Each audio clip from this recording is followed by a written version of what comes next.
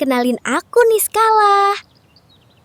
Hari ini aku mau cerita tentang cara mencegah penyakit TBC, biar kita tetap sehat dan kuat.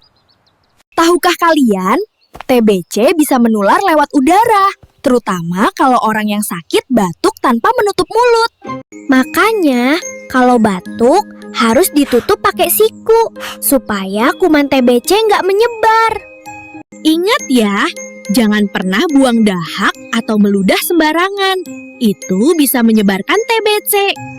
Cuci tangan pakai sabun itu penting banget, biar kuman TBC nggak gampang masuk ke tubuh kita. Makan makanan bergizi bikin tubuh kita kuat, jadi nggak gampang kena TBC. Rajin olahraga dan hirup udara segar juga bantu tubuh kita lebih sehat, jauh dari TBC. Membuka jendela setiap hari bikin rumah jadi sehat, nggak lembab, dan kuman TBC nggak betah. Jangan lupa ya, rumah sehat, udara segar, dan kebiasaan baik bikin kita jauh dari TBC.